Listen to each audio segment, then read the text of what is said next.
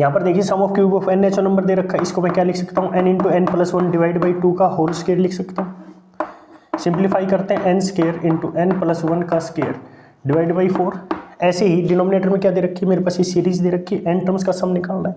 मैं इस सीरीज के एन टर्म निकाल लेता हूँ, वो क्या आएगी, n into two n plus one, और इसका सम निकालना है मुझे एन की वैल्यू 1 से n तक लेकर। इसको सिंप्लीफाई करते हैं, n इज इक्वल टू 1 से n तक 2n square plus n, summation अलग अलग करते हैं, क्या आएगा मेरे पास, summation of n is equal to 1 से n तक 2n स्क्वायर था तो 2 को मैं बाहर लिख लेता हूँ और n स्क्वायर अंदर लिख लेता हूँ, प्लस में सम ऑफ n की वैल्यू 1 से n तक बाहर क्या आ गया, n आ गया।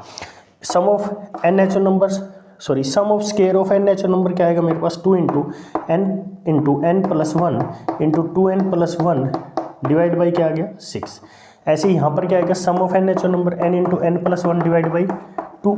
सिंप्लीफाई करते हैं, 2 3 जा 6, कॉमन क्या है दोनों में, n into n plus one दोनों में कॉमन है, लिख लेता हूँ। बचा क्या है यहाँ पर, 2n plus one divide by 3 plus में 1/2। सिंप्लीफाई करते हैं, n into n plus one, यहाँ पर एलसीएम लेते हैं, एलसीएम 6 आ गया, ऊपर क्या आया 4n प्लस में 5 आ गया मेरे पास। नोमिनेटर में जो मेरे पास sum of cube of n natural number दे रखा था उसकी वैल्यू ये आ गई, और डिनोमिनेटर वाले जो सीरीज है उसका सम ये आ गया मेरे पास। दोनों को लिख देते हैं, सोल्व करते हैं, क्या आया, n square into n plus one का होल स्क्वायर डिवाइड बाई 4, और नोमिनेटर वाली ये सीरीज है इसका सम लिखते हैं, n into n plus one into में 4n plus 5 divide by 6 is equal to क्या है, 9/5। सिंप्लीफाई करते हैं, n से n cancel, n plus one से n plus one n cancel, 2 2 जा 4, 2 3 जा 6 कैंसिल।